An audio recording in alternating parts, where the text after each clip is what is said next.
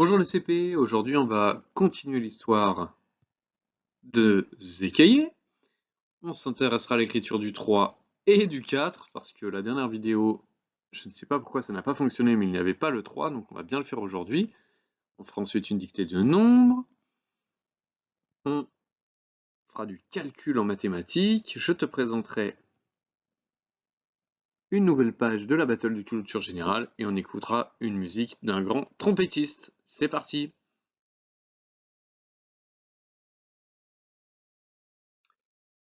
Zécaillé alla trouver le guerrier le plus rusé. Je vais te montrer, répondit celui-ci. Je connais la recette d'une potion que les pitons adorent. Cela s'appelle le dolé. Grâce à ce mélange, je ferai tomber le serpent dans un piège, car je suis le plus rusé.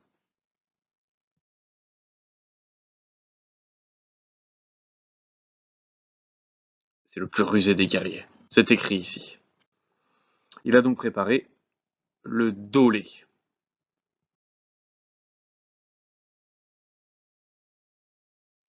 Hélas! Le python était plus rusé encore. Il se régala de dolé. Donc, comme tu peux le voir sur l'illustration, le python il a réussi à se suspendre à un arbre sans tomber dans le piège tendu par le guerrier le plus rusé. Et il a réussi à manger le dolé.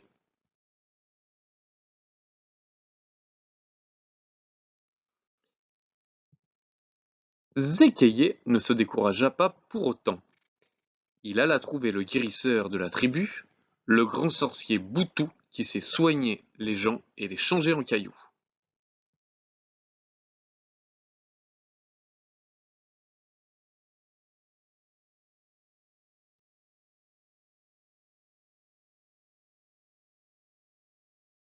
Zécaillé, Zécaillé, dit le grand sorcier, sois malin comme une araignée. Tu es tout près du but. Écoute bien ceci, seules les feuilles de bananier peuvent te protéger des morsures et de la salive du serpent python. Zécaillé quitta le sorcier en le remerciant, puis il réfléchit.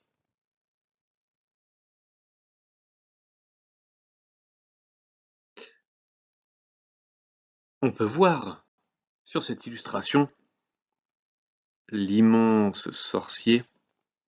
Il est d'autant plus immense parce qu'avec la lumière qui entre par ici, ça projette l'ombre du sorcier derrière lui. Ce qui donne un côté encore plus impressionnant à ce sorcier. Voilà pour aujourd'hui pour l'histoire de Zécaillé. Maintenant, tu vas avoir besoin d'un crayon et d'une feuille pour recopier des mots qui sont dans le désordre. Donc à la diapositive suivante, tu pourras les recopier sur une feuille, les découper si tu veux pour les remettre dans l'ordre comme on l'a fait plusieurs fois en classe. C'est parti.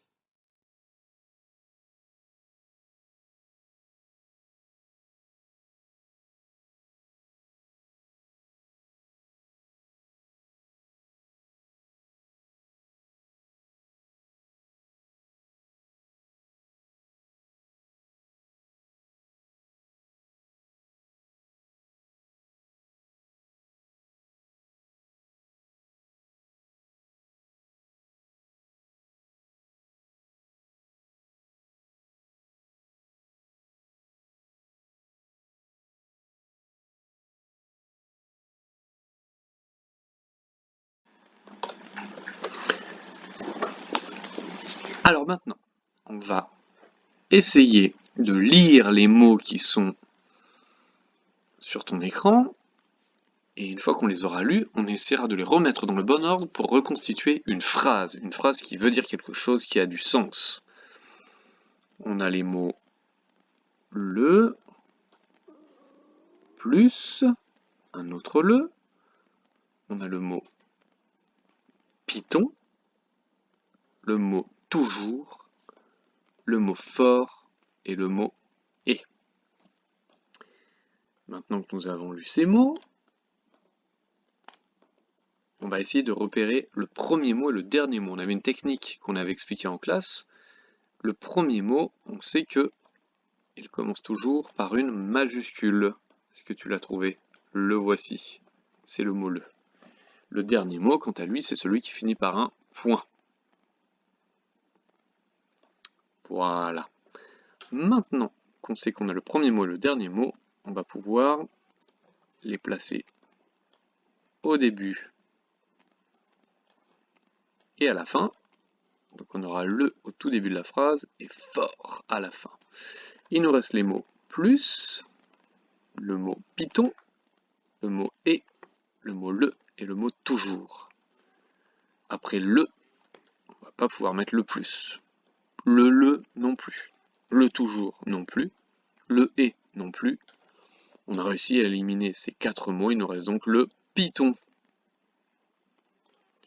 Le Python. On va pouvoir se demander comment il est ce Python. Donc on va pouvoir écrire, rajouter le mot et. Le Python est. Il ne nous reste plus le et toujours. Et à la fin, on veut que ça soit fort. Le Python est le plus fort. Et il nous reste enfin le mot toujours.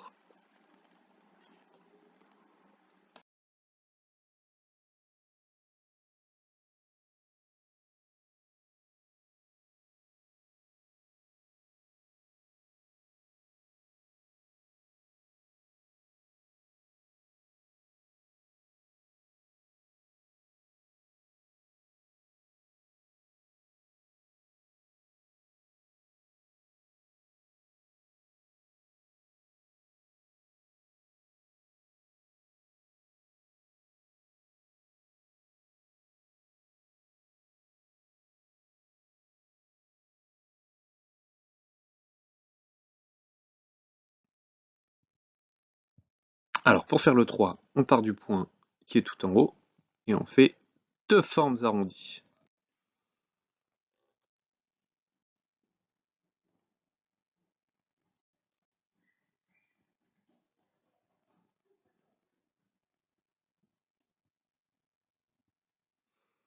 Je pense que le plus réussi, c'est le dernier.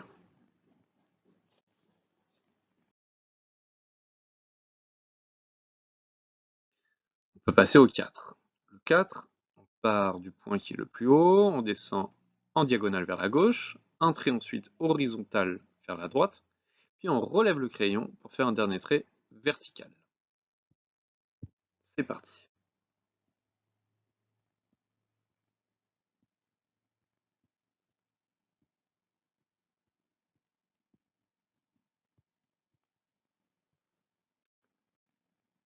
Et voilà, je pense que le plus réussi, ça doit être celui-ci.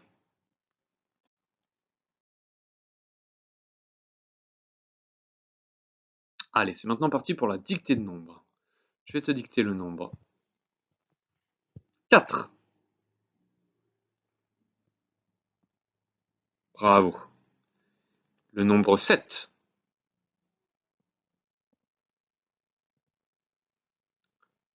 Et maintenant le nombre 17.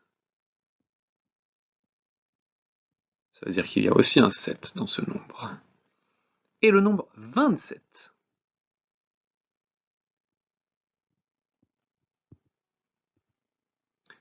Enfin, on va passer au nombre 14. C'est un des nombres difficiles. 14, il y a un 4. Et enfin, le nombre 26.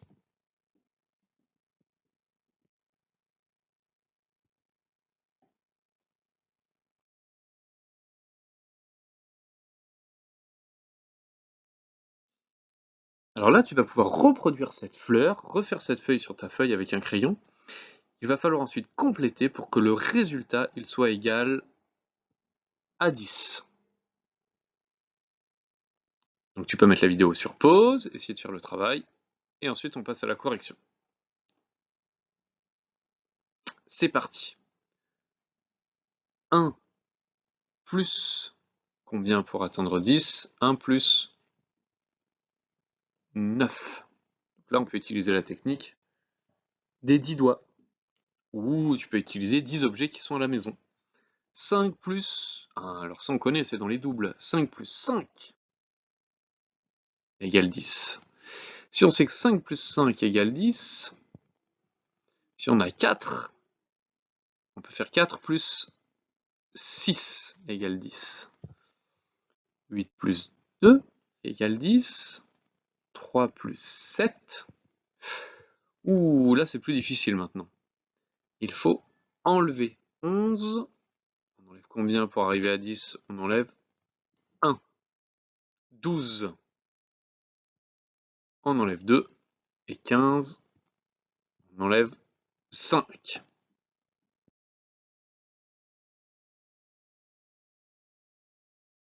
Alors je vais maintenant te présenter la partie espace dans la Battle de culture générale, où dans cette partie espace, on va voyager dans le monde entier, sur tous les continents. On va voyager en Amérique, Amérique du Nord, Amérique du Sud, c'est le même continent, en Europe, en Asie, en Afrique et en Océanie. On va aujourd'hui s'intéresser à l'Océanie, et plus particulièrement en Océanie, à l'Australie, avec un monument que tu reconnais peut-être qui s'appelle l'Opéra de Sydney.